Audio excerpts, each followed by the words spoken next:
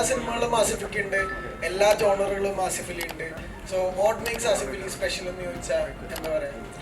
ആസിഫ് അലിയുടെ ടാലന്റ് തന്നെയാണ് that makes Asif Ali special for me. Other than he's my best friend, my brother. ഇടുള്ള മാലാകയിലെ ശ്രീവാച്ചനും പിന്നെ ഉയരയിലെ ഗോവിന്ദും ഒക്കെ കാണുമ്പോൾ ഒരു സുഹൃത്ത് എന്നതിനപ്പുറം നമുക്ക് തോന്നുന്ന ഒരു ഇഷ്ടമുണ്ടല്ലോ. ആ ഇഷ്ടം തന്നെയാണ് വീണ്ടും വീണ്ടും എനിക്ക് ആസിഫിനെ വെച്ച് സിനിമകൾ ചെയ്യാൻ തോന്നുന്നത്. ഇപ്പോൾ രണ്ടുപേര് തമ്മിലുള്ള ഈഗോ ക്ലാഷ് അല്ലെങ്കിൽ രണ്ടാളുകൾ ഒരേ സമയം റോ ആവുകയും എന്നാൽ അവർ രണ്ടുപേരും ഇടിച്ചിടിച്ച് നിൽക്കുകയും ചെയ്യുന്നത് പാൻ ഇന്ത്യ ലെവലിൽ തന്നെ അയ്യപ്പനും കോശിയും എന്ന് പറയുന്നത് ഒരു ടെക്സ്റ്റ് ബുക്കായി മാറിയിരിക്കുന്നു. ലോകേഷ് ഉൾപ്പെടെ ഈ സിനിമയെ പറ്റിയാണ് പറയുന്നത്. അപ്പം ഏതെങ്കിലും ഒരു പോയിന്റിൽ ഇപ്പോൾ ഗോഡ് ഫാദർ നായകനൊക്കെ ഒരു ഇൻസ്പിറേഷൻ ആയ പോലെ അയ്യപ്പനും കോശിയും തലവനൊരു ഇൻസ്പിറേഷൻ ഒരു നമ്മൾ ഇതിന്റെ ടീസർ ഇറക്കിയപ്പോൾ മുതൽ ഏറ്റവും കൂടുതൽ കേൾക്കുന്ന ചോദ്യമാണ് ഈ അയ്യപ്പനും കോശിയും ഡ്രൈവിംഗ് ലൈസൻസ് പോലത്തെ ഈഗോ ക്ലാഷുകൾ വെച്ചിട്ടുള്ള. പക്ഷെ ഞാനത് ഇവിടെ ഉറപ്പായിട്ടും പറയണം എന്ന് വിചാരിച്ചൊരു കാര്യം തന്നെയാണ്. ആസിഫ് നമ്മൾ സംസാരിക്കേണ്ട വിഷയം തന്നെയാണ്. ഈ സിനിമ അങ്ങനെ ഒരു ഈഗോ ക്ലാഷ് വെച്ചിട്ടുള്ള സിനിമയല്ല. രണ്ട് റാങ്കിലുള്ള പോലീസുകാരുടെ ഈഗോ അല്ല ഈ സിനിമ, ഒരിക്കലും അല്ല.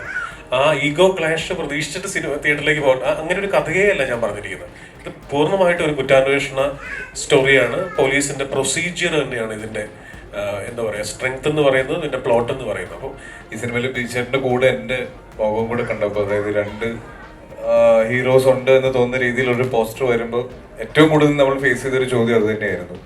ഒരിക്കലും അതിനെ ഇൻസ്പയർഡ് ആയിട്ടുള്ളൊരു സിനിമയല്ല. തീർച്ചയായിട്ടും ഒരു ഈഗോ ക്ലാഷ് വരുന്നുണ്ട്, പക്ഷെ അതല്ല ഈ സിനിമയുടെ ഒരു മെയിൻ പ്ലോട്ടിൽ. മൊത്തത്തിൽ മാറ്റി പിടിച്ചപ്പോൾ അതായത് ഇപ്പോൾ സാധാരണ പടങ്ങളിൽ ഉണ്ടാകുന്ന കേക്ക് മുറിക്കുന്ന കത്തിക്ക് പകരം ഇവിടെ ശരിക്കുള്ള കത്തി, ചിരിക്കുന്ന ആസിഫ് അലിക്ക് പകരം റഫായ ആസിഫ് അലി, ആ മാറ്റം പാടായിരുന്നു. അല്ല, അങ്ങനെ പാടെന്ന് പറയാൻ പറ്റില്ല. പലരും ഓർക്കാത്തതുകൊണ്ടാണ്. ഇപ്പൊ എന്റെ ബൈസൈക്കിൾ തീവ്സ് എന്ന് പറയുന്ന സിനിമ നിങ്ങൾക്കറിയാം, ആ സമയത്ത് 2013 ഏറ്റവും കൂടുതൽ ട്വിസ്റ്റുകൾ നിറഞ്ഞ മലയാള സിനിമ എന്ന് പറഞ്ഞുകൊണ്ട് ആയിരുന്നു അതിനെ പ്രൊമോട്ട് ചെയ്തിരുന്നത്. ഒക്കെ ഇപ്പോഴും അത് ഇഷ്ടപ്പെടുന്ന ആൾക്കാർ. അപ്പോൾ അതൊരു ഔട്ട് ആൻഡ് ഔട്ട് ത്രില്ലറായിരുന്നു.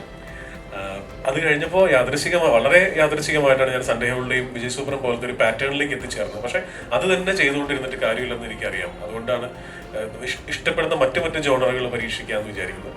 ഈ രണ്ട് മാർക്കറ്റ് വാല്യൂ ഉള്ള രണ്ട് ആർട്ടിസ്റ്റുകൾ പിന്നെ പ്രധാന മുഖങ്ങളായിട്ട്, മറ്റു മുഖങ്ങളുണ്ട്, പ്രധാന മുഖങ്ങളായിട്ട് നിൽക്കുമ്പോൾ അവരെ ഒരുപോലെ കൊണ്ടുപോകുക എന്ന് പറയുന്നത് വളരെ ടഫസ്റ്റ് ആയിട്ടുള്ള ജോലിയാണ്. രണ്ടും ബാലൻസ് ചെയ്ത് അവസാനം വരെ കൊണ്ടുപോകാന്നുള്ളത്. ഡബിങ് ആർട്ടിസ്റ്റ് കൂടിയാണല്ലോ ജസ്റ്റ്. ഈ സിനിമയിൽ വല്ല ഡബ് ചെയ്തിട്ടുണ്ടോ? Smoking is injurious to health. പുകവലി ആരോഗ്യത്തിന് ഹാനികരം. അത് ഞാനാ പറഞ്ഞിരിക്കുന്നത്. അത് മാറ്റിയോ? ഞാൻ മാറ്റി. അദ്ദേഹത്തിന്റെ ഒരു ഏറ്റവും നിങ്ങളെ കാണിക്കുന്നതിനൊക്കെ മുമ്പ് ഒരു എഡിറ്റിന്റെ ഒരു രീതി ഉണ്ടല്ലോ, വീട്ടിൽ പടം ഇട്ട് കണ്ടിട്ട് എല്ലാം ക്രൂരനായി എഡിറ്റ് ചെയ്ത് കളയുന്ന ഒരു രീതി, അത് തലവനിലും ഉണ്ടായിരുന്നു. ആ ഷൂട്ട് ചെയ്ത സിനിമയിൽ നിന്ന് ഒരുപാട് ഫൈൻ ട്യൂൺ ചെയ്യാൻ ഇതിന്റെ ഫൈനൽ എഡിറ്റിലേക്ക്, ഇപ്പൊ ഈ സിനിമയുടെ ഷൂട്ട് കഴിഞ്ഞിട്ട് എന്താണ് ഇത്രയും ദിവസം ഇതിന്റെ റിലീസിന് എടുത്തത് എന്ന് ചോദിച്ചതിന് ഒരു മറുപടി ഇതിന്റെ ഈ ഫൈൻ ട്യൂണിങ് തന്നെയാണ്. എനിക്ക് നേരത്തെ ഞാൻ എടുത്ത് പറയണമെന്ന് ആഗ്രഹിച്ചതാണ് സൂരജിനെ പറ്റിയിട്ട്. ഓരോ പ്രാവശ്യം ഞാൻ ജിസൻ ഇതുപോലെ എവിടെയാണ് എന്ന് ചോദിച്ച് വിളിക്കുമ്പോഴും സൂരജിന്റെ കൂടെയാണ് ഇരുന്ന് ഓരോ ഫോർമാറ്റും ഞാനിതിന്റെ 3 വേർഷൻ ഓഫ് എഡിറ്റ്സ് കണ്ടു. ഏറ്റവും ഫൈൻ ട്യൂണായിട്ട് ചെയ്ത് ഏറ്റവും നമ്മളിപ്പോൾ പറയുമല്ലോ first half lag second half lag എന്ന് പറയുമല്ലോ, അത് അങ്ങനെയുള്ള കോമന്റ്സ് ഒക്കെ ഒഴിവാക്കാം എന്ന് തോന്നുന്ന ഒരു വേർഷനിലേക്ക് ഈ സിനിമ എത്തിയതിനു ശേഷമാണ് ഇതിന്റെ റിലീസ് പ്ലാൻ ചെയ്തത്. അപ്പോൾ ഒരു കണ്ണിച്ചോരയില്ലാണ്ട് ഒരുപാട് കാര്യങ്ങൾ ഇദ്ദേഹം കട്ട് ചെയ്ത് കളഞ്ഞിട്ടുണ്ട്. ആസിഫ് ഈ വിജയചേട്ടനായിട്ടുള്ള അസോസിയേഷൻ ഇപ്പം അനുരാഗരിക്കുമ്പോൾ ചെയ്യുമ്പോൾ അതൊരു പുതിയൊരു ജോണർ, അതായത് ലവ് സ്റ്റോറിയിൽ തന്നെ പുതിയൊരു kind of love story open ആയതാണ്. വെള്ളിമൂങ്ങ ഉണ്ടാക്കിയ ഒരു ജോണർ ഷിഫ്റ്റ് നമുക്കറിയാം. അങ്ങനെയുള്ള തമാശകൾ വന്നതാണ്. അപ്പം ആ മനുഷ്യനായിട്ടുള്ള അസോസിയേഷൻ ആക്ടർ എന്നുള്ള രീതിയിലും ഹ്യൂമൻ ബീങ് എന്നുള്ള രീതിയിലും അത് ഇപ്പം എത്രത്തോളം മാറിയിട്ടുണ്ട് ആ റാപ്പൊക്കെ? വിജയേട്ടൻ എനിക്ക് ഒരു സിനിമ ഒരു എന്താ സഹപ്രവർത്തകൻ എന്നുള്ളതിനേക്കാളൊക്കെ ഒരുപാട് വലിയ സ്പേസ് എനിക്ക് തന്നിട്ടുണ്ട്.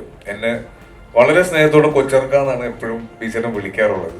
അത് ബീച്ചറിന്റെ കൂടെ ഷൂട്ട് ചെയ്യുന്ന സമയത്ത് ലൊക്കേഷനിലാണെങ്കിലും ഷൂട്ട് കഴിഞ്ഞിട്ടുള്ള നമ്മുടെ ഹോട്ടലിലുള്ള സമയമൊക്കെ ആണെങ്കിലും എല്ലാം ഒരു മെമ്മറബിൾ ആയിട്ടുള്ള സമയമാക്കി അദ്ദേഹം മാറ്റിയിരിക്കും എന്നുള്ള കാര്യത്തിന്റെ അത് ഒരു സംശയമില്ല. ഒരുപാട് ആസ്വദിച്ച് ജീവിക്കുന്ന ഒരു മനുഷ്യനാണ്.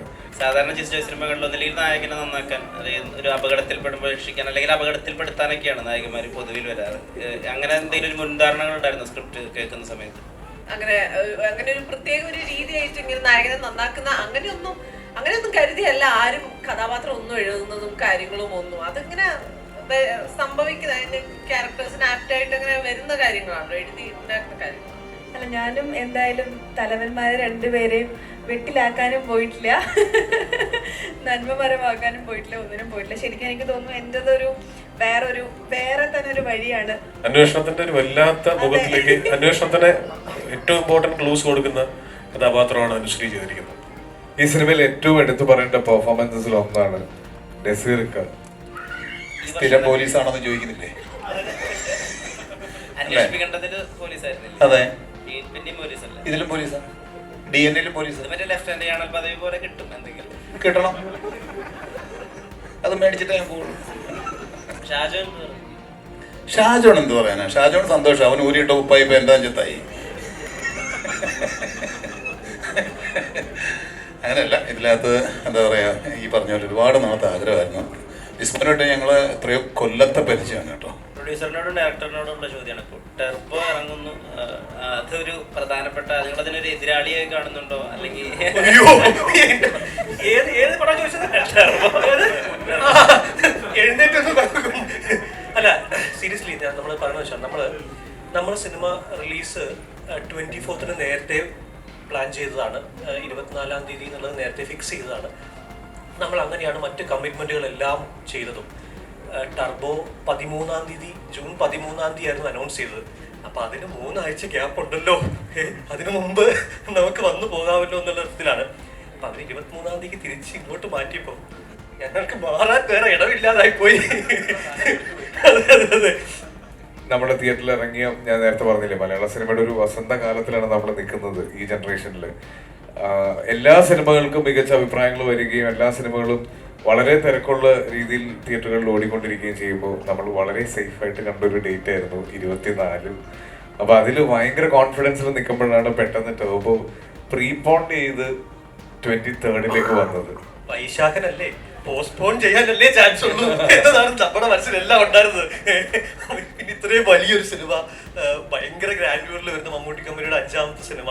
അപ്പൊ നമ്മൾ വിചാരിക്കുന്നത് 13 ഒരു 2 ആഴ്ച കൂടെ തള്ളുമായിരിക്കും, പടി തീരട്ടെ എന്നൊക്കെ വിചാരിച്ചിരുന്നതാണ്. 24th എന്ന് പറയുന്നത് നമുക്ക് വെക്കേഷൻ തീരാൻ ഒരാഴ്ച കൂടി ഉണ്ടായിരുന്നെങ്കിൽ പോലും ഞങ്ങൾ ഒരാഴ്ച മാറ്റി വെക്കുമായിരുന്നു. കാരണം അത് മമ്മൂക്ക എന്ന് പറയുന്ന ആളോടുള്ള ആരാധനയും ഞങ്ങളുടെ റെസ്പെക്റ്റും പിന്നെ പേടിയുമാണ്.